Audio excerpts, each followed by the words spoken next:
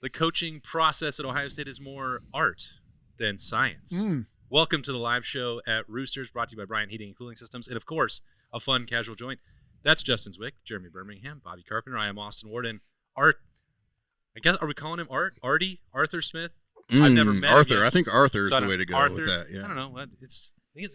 I was told that he goes by Art. So I mean, that's like Artie. that's like the second biggest coaching hire we had of the last week. Well, you want to start with that one? Well, I mean, It's pretty juicy. it is really juicy, and the fact that his daughter opened the door for me today, walking in here, who is a hostess at the fine Roosters on Olentangy. Nick said he was returning for his third tour of duty here, and the good news for the Buckeyes, like he won national titles in his first two. So I guess you bring him in. All I do, Google me. Can't leave him out. To be clear, Bobby's talking about Anthony Schlegel. Anthony Was that Schlegel. Faith I that thought I it saw? Yeah. I thought that looked like I did not have any idea she worked here, though. Looks like a prettier version of Schlegel in the face. Well, yeah. It's like, Is there such a thing? How can, Well, how can Anthony's one got face real- be prettier than Schleg's? Anthony's got really like good-looking eyes for a dude. I mean, but his daughter has him on. You look into him a lot during the Yeah, day. I of know. course. You see those. So, Well, I thought we might talk about Schlegs and winter workouts in the second half. well, of the show. we'll table that. Okay. Schleg's was Because I super think pumped. For the second biggest coaching hire that we have here. let's move on to something of lesser importance. Ohio State having an offensive coordinator. He was pumped. Oh, because there was the thought that maybe it would be internal, and I think there's a lot of people believing the conspiracies. Well, just because Ryan hasn't hired somebody yet, like they didn't get to Chip Kelly till like a couple weeks before spring ball. By the way, that was after the 2 weeks of Bill O'Brien, the Bill O'Brien era, undefeated. By the way, Matt Patricia, I believe we double checked. That was like February 12th yeah. last year. So There's nothing going on right now of major importance. Like there's no recruit. I mean, yeah, you can go on the road, but There's still guys in the portal, but but you don't. most need, of the good ones are out of there. Yes, at you've this gotten point. who you really need. Yeah. You go around and Birm. I mean, the coaches now, they're like, unless these guys are like, hey, I'm going to commit to you. And what does that even mean at this point? Like a couple of the guys we hadn't even talked to them until the summer, and they came on a visit, and then they committed. Yeah. We had guys that, hey, we love you. You've been here 10 times. Someone paid me more. See you later. bye-bye. So, That's why like, that's why the coaches last week were on the road. They're visiting all of their commitments in the class of Yeah. 2027. So, like every coach that was on the staff at the time was out on the road at some point in the last 2 weeks. And to your point, there was not a lot going on, but the NFL playoffs had to finish up for most teams, and so for Ohio State, for Ryan Day, like when Arthur Smith became available, it's like, well, now we have another guy to talk to, and that wasn't really the plan 2 weeks ago, but that's why he has been preaching this whole time, like, I don't need to hurry because once things happen, I'm going to have a lot better pool of candidates to choose from, and that you get Art Smith, a guy that's not only like directly leaving a job with the Pittsburgh Steelers, who he led to a division title in the AFC North, despite the fact that their offense was underwhelming with just no talent. That's what I told somebody. Like, they don't really throw the ball. They used a lot of tight ends. I'm like, name me their second receiver. So Roman Wilson? Like, was that the answer? Right. So Take a look at the skill position talent. Like, outside of what's his name, like, and they go, they found a way to beat Baltimore without DK Metcalf. Yeah. Like, I don't even know how that happened, how that was possible. I don't think John Harbaugh knows how it happened either. With a 42-year-old quarterback. A 42-year-old who could not move. So you got a guy, like we talked last year about like the box checks. Like, okay, a guy maybe who's been a head coach, a guy who has some NFL experience. Well, this guy has NFL head coaching experience and has been a coordinator 3 years ago. 3 years ago. So not like Matt Patricia was the head coach 8 years ago and was out of football when Ohio State hired him. So like that felt to me like more of a risk because you're like, well, he hasn't even been a full-time coach in the NFL this past year. Arthur Smith was an offensive coordinator for a playoff team who was a former NFL head coach 3 years ago. He was a playoff coordinator 2 weeks ago. Like that is the power of Ohio State football is pretty impressive when you consider that this is a guy who was being talked about, at least in some circles, still as a head coach interview over the last couple of weeks. Like the people who are like against the hire have to be Steelers fans or Falcons fans, I guess, because I don't know how you can look at it objectively and think anything other than this is a home with the run product. Falcons, that's what I was talking with Steel Chambers about this, and he's an Atlanta guy. He's like, people just didn't think he used the talent well enough, or maybe that was the case. But like they were never bad. They were 7-10 3 years in a row, which is kind of like what the NFL designs you to do, to be 10-7. It is the league of parity. Yeah. So It wasn't that they were bad, and it's your first time head coaching. Also, what was their record the last 2 years? Well, exactly. Without him. Boom, exactly. It wasn't like, they went 12-5. When they had better quarterback play finally, when they had a first-round pick at quarterback in Michael Penix, when you still had Bijan Robinson and Drake London and Kyle Pitts, all the guys that like Falcons fans were complaining they didn't use him well enough. He didn't hit whatever. At 7-10 in the NFL, like again, I said this jokingly on our show the other day, like that's a lifetime contract for the Bengals. Exactly. Just don't be terrible.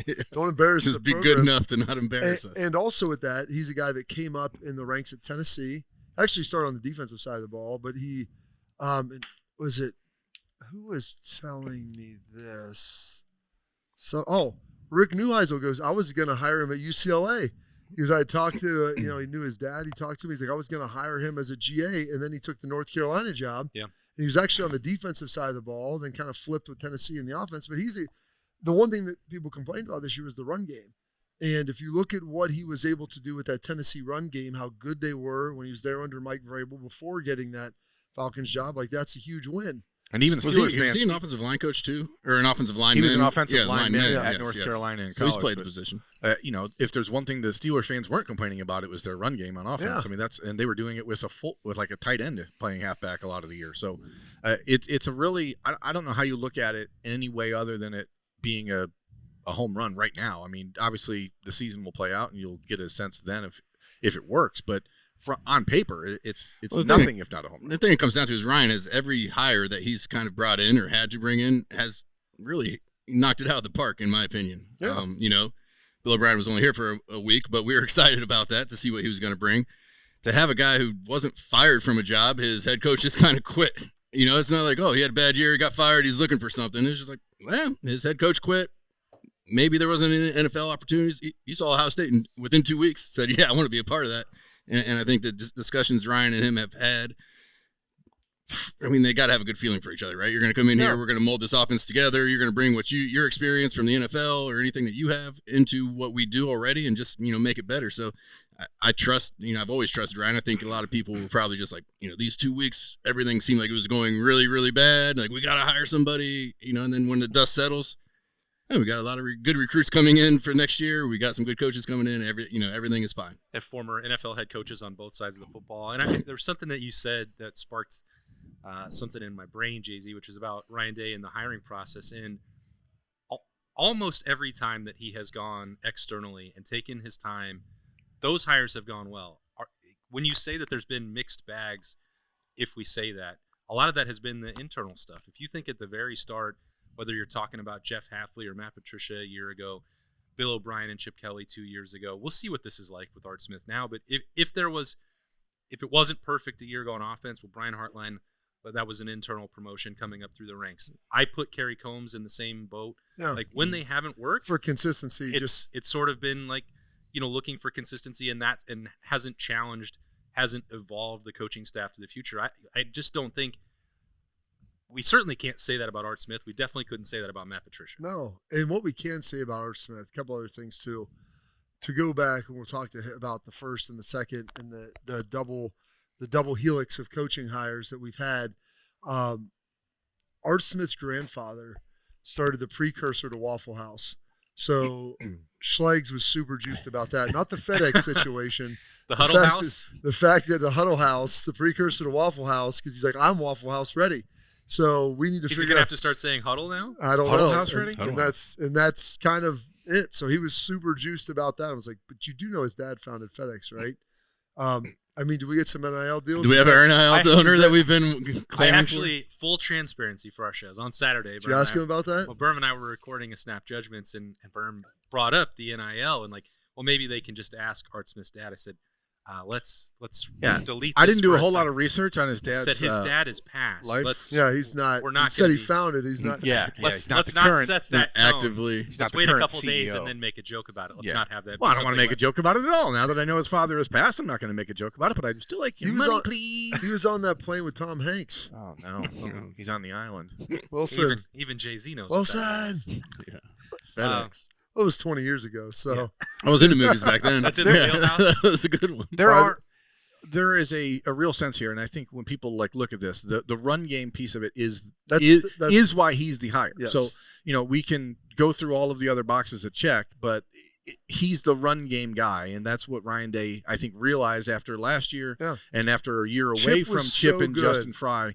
They have to get that sort of combination because Ryan Day has worked alongside Billy Fessler and Keenan Bailey for a decade, essentially. Those guys know how to run the passing side of his offense. So you had to bring in somebody that brought a different perspective and a different approach on the run side of things that can work with Tyler Bowen, who, despite the fact that Tyler looks still like he could play offensive line, hasn't coached offensive line but 1 year in the last decade. So he's getting a real bonus with Arthur Smith with Tyler Bowen, which I think is really important. JZ, what was your initial reaction on Saturday to this hiring? I'm just collecting the opinions like infinity. Kind of, I was surprised. I guess I hadn't thought of Art Smith coming to Columbus. I didn't think about the Steelers and their coaching staff that may be looking for new jobs. Oh, those guys are all fired. They're going to have to find one. Yeah, I mean, they're all going to, I didn't think about that. The Dayball, the guys who had been, kind of already fired, looking for jobs. Well, Dayball's still interviewing for head coaching jobs. Then there's that. People are like, why aren't they hiring Dayball? Like, well, because he's up for head coaching jobs in the NFL still. He has multiple offensive coordinator availabilities for him. He has head coaching interviews. That was, again, a lot of people. I think there were 10 jobs open. Ohio State was obviously interested in him, but that was one job of many. Yeah, so I mean, you had heard all that stuff. I don't think Art Smith was really thrown out there as hey, we're maybe this guy would be somebody they're going to talk to. Not a big Steelers fan, admittedly. I don't know much about their offense. I know Aaron kind of went there and had a year. I mean, they made it to the playoffs, so you got to have some kind of competent offense to do so. At least you're not turning the ball over a ton and putting your team into bad positions a lot, I would imagine. But the experience, I think it's a home run. You're getting a different viewpoint of everything, whether it's run game, pass game. He's picked up a lot throughout the years. He's been a head coach in the league, offense coordinator. He's going to be able to be a source of knowledge for Ryan if he just talking football. You know how it goes. You get into a room and hey, well, what if we did this? Boom, boom. He's going to bring a lot of that. So I think it's great. And like I said, I trust in Ryan and the hires that he's made. Bringing people from outside in. I think it's going to be a home run. The two things I heard on Saturday, right, really when this started to break, was that the decision ultimately seemed like it came down to Arthur Smith and Matt Nagy, but that Smith was the choice because of the run game component. Yeah, Matt Nagy's more of a pass game guy. And that the powers that be in the Woody were convinced from speaking with Arthur Smith that he really wanted to get back to the college game, and that he chose to go to the college game. This is, as you said, this wasn't a situation where a guy couldn't get a job in the NFL. He was choosing that. He's 43 years old. He's got 3 small children. There's a lot of the things that fit inside of the Woody from a personality standpoint that he is a perfect fit for. And so, that combination of things ultimately is what pushed the chips into that pile. The part that I find the most fascinating, you talked about it right off the jump, Bob, was people looking at Pittsburgh or Atlanta or the record, and you could do the same thing with Matt Patricia at Detroit. Oh yeah, people have said that. I'm like, I knew Matt personally, so I knew it was different. I got to do a little more research. For sure. Well, we're going to see how this plays out. I know he coached for Braves, and that's some of the feedback, and there are other people that were in Tennessee with some ties to Ohio State who could vouch for Arthur Smith as well. But I find it amusing that the evaluation on if Art Smith can or cannot work for Ohio State is based on winning 21 games with the Falcons and not being above 500. The job requirements could not be more vastly different. Yeah. And one of the other things with Pittsburgh, I heard people lament, it's just more of a 3 tight end offense. Pittsburgh did do a lot of some 13 and 12. And I'm like, and that was my point, was who are their other receivers? Yeah, they didn't have anybody else. Outside of DK. Their tight ends were playing running back. Yeah, but you were watching, Bob, and throughout conference championship weekend and the end of the NFL playoffs, how many times did you hear, well, teams are counteracting the nickel, they're starting to go back to heavier personnel? That is what the NFL is doing, is what Ryan Day and Brian Hartline were trying to do a year ago. It didn't quite work for them, but now you have someone who majored in that at the NFL level. Well, and there's different schemes. In the NFL, you have to be really good in scheme. If you're not, you will get exposed, unless you just have great talent. In the NFL, it's really hard. You can get great talent, but keeping it is really difficult because you can only keep so much of it. All of a sudden, guys' contracts start turning over. We drafted this dude in the 4th round, and now he's one of the number 2 wide receivers in the free agent class, or this tight end's got to be paid, or offensive line. We can't keep them together the way we could. So you have to be able to go out there when you're playing someone who is fairly equal ability and to out-scheme them. And it seems like watching Pittsburgh this year, I did not think their offense had a plethora of talent, if you will. Mm-hmm. They knew what they could kind of do. Hey, we can run the ball. As long as we don't put Aaron in just crazy tough situations, he can get the ball out. He'll find open guys. And we've got our one kind of deep shot in DK Metcalf.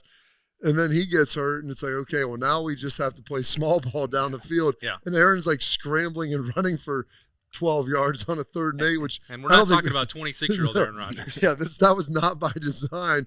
He got lambasted a few times because they struggled blocking up front. Like, their offensive line wasn't great. So I think they had to go to some tight end stuff for protection, also for the run game, also due to the fact that they lacked a lot of wide receivers. So it's kind of a threefold situation. They had the one dude from Georgia who's like 6'8", 300 pounds. Like, the tight end. He was a beast. You play tackle, and you're kind of like a tight end. Like, just go post dudes up, and Aaron will throw you the ball, which is what they kind of had to do. But I look at that, it's like, okay, well, that's what you had to do out of necessity. You didn't have, Jeremiah Smith and Carnell Tate out there. So you had to kind of manufacture. You had one guy who was pretty good. You didn't have the other. Well, this year, hopefully, Chris Henry comes along. You've got Brandon Ennis. You've got some other young guys that you're developing. You've got a good core of tight ends and offensive line that really, depending on how this shakes out, depending if you end up moving, no one's really talked about this, and it's probably a bigger conversation, potentially, do move Austin Saravelt around a little bit. Or Phillip Daniels. Yeah, either way. Phillip Daniels, so you can get maybe Ian Moore on the field. Guys have to start taking jumps, but if they do, you've got 4 pretty good pieces that you feel good about. It's just kind of where you put the 5th and where those other guys can move. So you've got a much broader palette to be able to select from. Yeah, if he's looking at this team, he says, well, I got a bunch of guys returning on the offensive line, skill position guys back. Like, why wouldn't I want to go coach this offense? Let me ask you this, Bob, because I think there's, and you can tell me if I'm wrong, because I certainly am not the X's and O's schematical guru, but I don't think that Matt Patricia really changed a lot of the Ohio State defense from a year ago. I think obviously there's certainly some adjustments based on personnel and your strengths, but it's not like fundamentally the defense, other than the way it was communicated, changed, right? The communication piece was different. The one thing they did do a little bit more is some like odd fronts, some 5 down. Which you're required to do because you lost JT Jack. Ty. Well, you'd be amazed. I don't know if that was what is the easy change to get that pulled off. But my point is, Arthur Smith is not coming in and taking Arthur Smith's dream offense and saying, screw Ryan Day's offense, we're going to do whatever I want to do. Like, this is still Ryan Day's offense that Arthur Smith will bring pieces into and perspective into and scheme into that Ohio State hasn't used and make it a stronger version of Ryan Day's offense. And to your point in that, I said anyone who they were bringing in had to feel confident because they weren't going to change terminology. Right. They were going to keep things as they were. And you don't do that to Julian heading into this year with this is supposed schedule. To be his jump year. Like, he sat for a year, played for a year. Now, hopefully, and Jay-Z can attest, your 3rd year, like, okay, I kind of already have the answer. Feel pretty comfortable in everything that you're doing. I'm seeing this, not instead of like, wait, what could I call? Like, okay. Yeah, there's no like, all right, how is this play going? It's all right, how are they going to attack this play? I know where everybody's going to be. I know what my reads are, but what could they do to, you just become so much more comfortable. So yes, changing that all for him in spring ball, probably not something you want to do. Let's keep the train rolling here. Artie, come on in and make this better. That's right. For me, like the Matt Patricia experiment, one of the things that stood out to me the most of the entire process is like Matt's humility through it all. Yeah. And I think Arthur Smith in this position, that humility has to be a part of this. And that's like, you wouldn't take this job if you weren't ready to give a little so you can get a little bit back, because he's going to get to be a coach again at a spot where he has players he's never, like a talent advantage he hasn't ever had as a head coach or as a head coach of the offense or anything. So I think it's just a really interesting fit. But people who are like, oh, the Buckeyes offense is going to be all 14 personnel and 13 personnel. Like, no, it's not. Like, it's going to be back to It's going to be what It it was a doesn't year mean that ago. you're not going to see some And we of it, might see it, yes. because you're going to see some. Because Ohio State still, if you ask anybody in that building down the road, doesn't think they played too slow. They don't think they just didn't execute, and they didn't have explosive Some big players spots. when they needed to have explosive plays. So I think that is still the focus. I don't think there's anybody down the street who thinks that fundamentally the offense was broken a year ago. It was just missing some key components, and they think they addressed that with guys like Kyle Parker and the second year of Bo and the advanced elevation of Julian Sands. So I think they think, well, we have all the pieces here. Now you just have to have somebody who can collate them.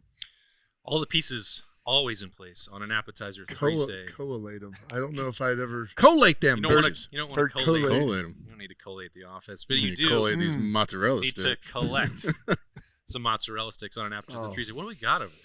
Look at that. They're so great. I mean, listen. Little fingers of On a- cheese, gooey cheese. Did you taste test? Did it get a Not little? yet, but the smell came and hit me like a tidal wave. Crispy on the outside, gooey on the inside, warm side of marinara sauce. Really the perfect appetizer for a cold, blustery winter day. Come inside, just get warmed up. Wouldn't it be great if we could actually see the sun again and get? It was smell? super We will sunny. in April. Yesterday was super sunny. I was like, it was like It was living not in bad, Colorado. I come inside, I'm like, it's so bright out. What's going on? Yeah. Anyway, it's warm inside at your local Roosters establishment. It's a fun casual joint. It is open and available for you, and you can get mozzarella sticks for $1, $2, $3 on Appetizer Thursday. So there was another massive pickup to the Ohio State coaching staff. Bobby teased it. We'll talk about it in the second half of the show as we roll along on the live show, brought to you by Bryant Heating and Cooling Systems at Roosters, a fun casual joint. The Roosters Foundation helps us be able to give back to the community. It's part of our culture within the company. They donate to organizations that are near and dear to their heart, and we're so fortunate to have been with Roosters now for a long time. They always go above and beyond to help support our foundation to further help veterans. It's just a wonderful feeling to know that Roosters supports the Buckeye Cruise for Cancer. All the folks at Roosters are just genuinely kind folks, and they want to make a difference. Thank you, Roosters Foundation. Thank you, Roosters. Thank you, Roosters. Thank you, Roosters Foundation. Precision engineering, rigorous attention to detail. A Bryant Evolution heating system is so well designed, it's as much of a joy to install as it is to use. Good to go. Bryant, whatever it takes. Schedule your appointment today with Carpenter Heating, Cooling, Plumbing, and Electric at carpentercolumbus.com. Welcome back into Roosters, and now it's about to get bumpy. Gas station ready, Huddle House, all gas, no We should have brakes. had like music and Schlegs come jumping through the window or something. No, we don't want to ruin this he's too nice busy fine establishment. down in his office down the street. If so, today was mac and cheese bites, I think it probably could have got him. I don't know. He's always lurking around with the mac and cheese bites, but maybe he can have to put those on the back burner right now if he's back in the weight room. So, Bob, Hold how on, did I just see that Darian Mensah and Duke came to a settlement? That is correct. Yeah, that's right. That's our new era of college So football. settlement meaning he's leaving? He's going to go to Miami. Okay. I wonder what that settlement looked like then. What? I wonder who Duke's going to get. Yeah, I get that, but you can have all the money in the world, but who are you going to get to play quarterback? They had already brought in somebody in the last couple of weeks under the premise that they were going to have to replace him. So it's not a good one. It's not Darian Mensah. I know that. Yeah, that's my point. Isn't that fun? That's I would be like Washington and be like, all right. You were talking go ahead. about We're going to put our NFL teams having to worry about their fourth-round picks making that jump and paying for them. Like, welcome to college football, pal. That's the way this is working. Yeah, that's at least the Big Ten appears to have a little more under control. So how does a guy like Anthony Schlegel work in today's football with situations like that? Because we know Schlegel well enough. You know him very well. This is going to piss a guy like him off, right? Is he able to just separate it and say, my job, my kingdom is the weight room, and I can't care about anything else? Yeah, I don't think he worries about the off-the-field stuff. Like, I think he's going to train he's going to melt the faces off anybody who comes in the weight room. I could hear him answering that. His thing when he got to Jacksonville, and I talked to him about this, and just the modern player, which even college and the NFL, they're much more similar than they were ever before. Now there's a lot more development. Well, sure. He started with Zeke and the Bosas and all, all that stuff. So and even playing and like being around it, there's been a big shift in that over the last 20 years, and so especially in the NFL. But now it's true, I think, even in college, where if guys believe that you can add value to them and make them better, they will listen.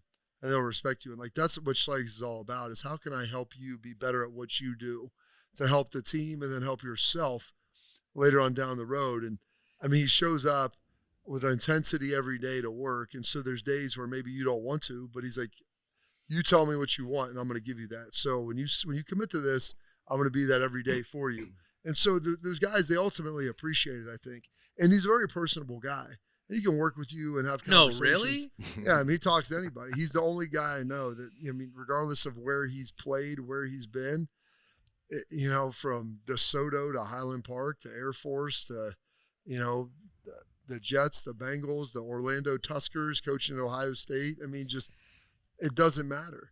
Everybody's always gotten along with him because he has the unique ability to be relatable to people from very vast demographics, and not many people can do that. So the question is, and of course you're a meathead. You're a guy who spent some time in the gym, right? What does he? I don't think that makes him a meathead. Sure, it does. Oh. No, it does. Yeah. What for the Ohio State fan, for the lunatic fringe out there that's been calling for Mick Marotti's job for the last 5 years? People have been doing that. Yeah.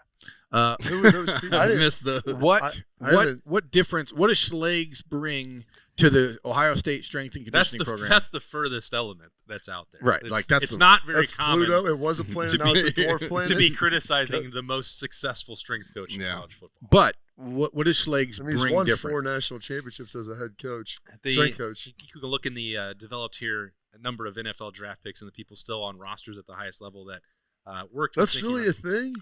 It's not really. Everything is a thing at some point in time. Yeah, I love that. Get enough people typing. When we struggle, I appreciate a good debrief, and we're going to analyze everything. The fan base dives into every detail. But that's where we chose the lane.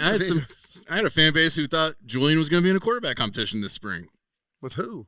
St. Clair. So the question is, what does Schlegel bring different?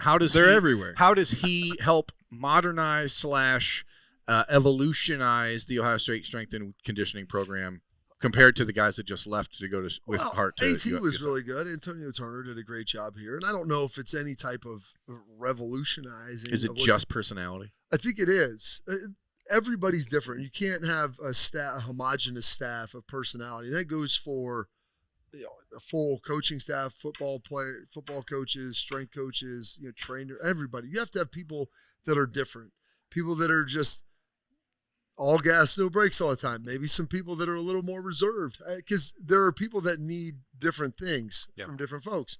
And so he gives them now that the traditional strength coach guy that you see old school. You see in the memes on the sidelines. The guy that you see on the sidelines that are. He gives you a guy that'll tackle. What do you mean? Someone who might give a rock bottom to a fan who runs on the field? You know, but every day coming in, like he's in it. He's on it. And I love, he's got a good relationship, I think, with Matty P and James and some of those guys. So, hey, what do your guys need to get better? Mm-hmm. Like Utah, what are you envisioning them doing?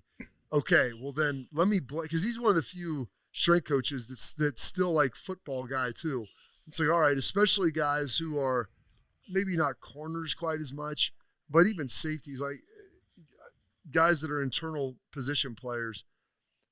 What do you need to do? This is the skill set you have. These are your strengths. These are your weaknesses. How do we enhance the strengths? But then how do we really make sure that we start to help tail off those weaknesses a little bit and maybe cut that off a little and start pushing that more toward a neutral category? You get that by talking to your coaches. You get that by watching the guys on the field. And you're, all right, this guy, maybe he's a little stiff here. Maybe he doesn't have great explosion. Maybe he's a little tight. Maybe he's not upper body strong. Needs a little better shin angle. Angle. I mean, listen, if we can't recruit guys with good shin angles, I'm going to be honest. I come in there and watch him measure. I'm like, I'm 43 years old. If you can't get a shin angle that I have, then my dry rotted Achilles can bend and get a better angle than yours can. Then you off. Get out of here. Don't want to see you anymore. Can't win with him. Obviously, can't do it. We'll never talk about an assistant strength coach as much as we'll talk about this one. Well, I mean, because he's an alum. But so the question is, for me, it is Schlegel, because he came up in the urban era, the 4th and 1 every minute of the day type, Well, as a coach. Yeah, but that mentality, I think there are some people. I believe we call it the all-cost mentality. Well, call it whatever you want. There's a sign above the line. Somehow they got rid of that sign. We can't. By the way, I don't even know if we're trying to win anymore. We didn't have a level 3 snow emergency. That's getting rid of the lifting. I mean, despite the fact that most of the kids are soft nowadays, they've Bob. never driven in the snow, and they all drive like nice sports cars without driver's license. They all got rear-wheel drive. They can't get out of their apartments right now. I don't know. We pushed back the show from Monday to Tuesday, so but we're part of the problem. I was here yesterday, too. Part of the problem. Yeah. Part of the problem. But I said, are we trying to win? Is that still a thing? Are we trying to win anymore? He's like, well, level 3. I was like, I don't care if it's level 20. Find a way. Oh, there'd have been dudes in the weight room back in our day on a level 3. Urban, you'd be like, whatever you need, the answer is always yes. I remember saying something, and someone looked at it, and he just saw like this and pointed to the sign and said at all costs. So we may have needed you to break down a door back in the day, but somebody would have been in that weight room. At all costs. Charge it to winning. You know what Schleg's like, hey, we got some guys that need to gain some weight. You know what we're going to do? You go in there, and you're going to go get that. You're going to get that muscle milk RTD. Does it taste the best? No. But he's like, Bob used to break down the doors in the offices to get those terrible. We got those things. It was like Christmas morning. You could walk out there with a case of those without getting yelled at. Gatorade shakes, you drink 3 drink 2 or 3 of those. He's like, I want you to drink this so that you know how much the handmade one in the nutrition room. Yeah, the one your chef is making for you. How good that tastes. Plus, it's more protein. Go Bucks. Go get it. Go get it done. So, Birm and I broke down some guys who need to make the most of these winter workouts last week on the Austin Birm Show. Jay-Z, where would you begin as Mickey Marotti and Anthony Schlegel really get rolling here? I think this is a big offseason for Julian. I don't think we had enough time last year for him to really maybe put on a little bit of muscle and kind of fill out a little bit. Now, he's still young, so he's still growing, and that's going to happen. But I think, if they're able to just put a little bit of meat on him, that's going to help everything out. Just with him getting a little bit faster and getting into maybe running or up into the pocket and just feeling a more better about taking a hit. Physically comfortable. More get that shin angle right on the quarterback. Yeah, we don't care about that. Better shin angle. We don't care about shin angle. No, it's a quarterback sneak. Well, you know what? Maybe that is an issue for the quarterback sneaks. Yeah. You should get in there and talk to him about that. Breaking it down. I had physical trainers tell me, PTs, tell me for years, like, I have a steep lordosis in my back, and Urban's like, we want to recruit guys like that. And I'm like, exactly. I watch all these guys run on the Olympics. That's how they're built. I want to try to get built like that. And then PT's like, it's hard on your back. I don't care. And then finally, Dr. Stu over there, Adam Stewart, he goes, well, they've done studies. He's like, an anterior pelvic tilt. He's like, the reason why all those people are fast is because it flips down. He's like, you're basically like running downhill with your body the rest of the time. Like, finally, someone diagnosed it and made some sense. So we're going to figure this thing out. What do we need to do? Recruit guys like this that look like this, they're built like that run shin angle included, whatever. Can you alter that if you're not born with it? Anterior pelvic tilt, you can do things to enhance it, yes. But, I mean, they were trying to do things to neutral back out. Like, why would I want to be like that? So I can be an accountant? Why would you want to be that way? As Troy Smith. Go sit up in the press box? Your guy Troy also eloquently called one of our former teammates suitcase butt because he had a terrible hips and rear end backside. So we don't have to name who that is. Bob, who would you I just want to guess. I don't know if you would even know him, but we'll talk about it off air. Was it Juan? No. It's someone that we've seen recently. He was not a prominent position player, and he only came in here. I think he was a grad transfer that came in for maybe a year or 2. I know who you're talking about. Yeah, exactly. Now he remembers. We got a suitcase butt over there. I'm like, it's a pretty accurate description, but I don't know if I've ever thought. The fact that you got to that point in your mind that's what we would call this guy is his name. Yeah. So he picks the quarterback as the guy that needs the big winter workout session. That's not entirely surprising. Julian was the first guy that I brought up last week when we did the show. Because of that reason, I think from a physical standpoint, you saw the difference in the playoff game against Miami and the Big Ten Championship, having a quarterback who can just go get you those 3 yards when you need it. Yeah, you saw Fernando bouncing off a couple guys, stretching across it. Like Julian's not doing that. Some of that he's going is to take that first hit. And Julian's 6'1", and Carson Beck and Fernando Mendoza are 6'4", 6'5". But they're also like 25 years old. Right. And neither one of those guys, you would immediately think, well, that's a dual threat quarterback. No. And both of them got, Fernando Mendoza to win the national championship, Carson Beck to beat Ole Miss, pull off the upset, not just to get score against Ole Miss, but to be 11 against Ohio State. So all that stuff. So I went the same way initially, but then there's a lot of other positions and a lot of individual players that I think are on the clock really this winter heading into spring ball. But defensive line has got to be one of them, right? Edric Houston's a guy like you're hoping that that elevates himself because he started to ascend at the end of last year, but now it's like you ran into your brick wall last year about August, and you got through it. So now how far can you go? When you're bringing in guys like James Smith or John Walker to be presumptive defensive tackle starters, like if Edric wants to be that guy, like this next month is pretty dang important for Edric Houston. But who would you have in your mind? So Edric Houston is one guy where just simply the fact that he came in as a D end and he was a bigger D end, they slide him inside, which I think is where he's going to probably live a little more. And he's gained some weight, but the way that he's built, like him getting lower body strength to be able to anchor, he's great, like pass rush, get up the field, do those things, but to be able to anchor on guys, that development of lower body strength, like that's something that's going to be key for him to be able to be, not that him and K-Mac were completely different body types and type of players, but you need to be able to integrate a little bit more of that into your game. You don't need to be what he was, but you have to be part of what he could do. So I think that is a very astute example that you could put on the defensive side of the ball. It's interesting because you lose 2 linebackers that play at a time. And so some version here, and some of this is going to depend exactly how they play. But I think Quay Rashaw, call him Q. I think he's physically where he probably needs to be for the most part. Is it Christian Allegro? Christian Allegro, yeah. Christian Allegro. He's got a huge frame and he moves pretty well, but I think that there's some mass and like there's some intensity that you could add. Just watching him play last year, he does some things really well, possibly just being a little more firm, and that's going to be the physical development on him. And then it's really just for Riley Pettijohn and TJ Alford, because I think TJ Alford can be, an on-the-ball guy, long arms. He's done some things that were really good. It's just kind of like Julian. Yeah. Okay, now that you kind of know what to do, now we've got to stack another 10 pounds on you and take that physical element, a little bit higher. Like Peyton Pierce, I feel like is pretty good. I've got to get to know most of some of the D-line transfers a little bit better, and most of the rest of the defensive line left. So I wrote about that. Will Smith Jr. is probably another guy getting sterner. Like his is a little bit similar to.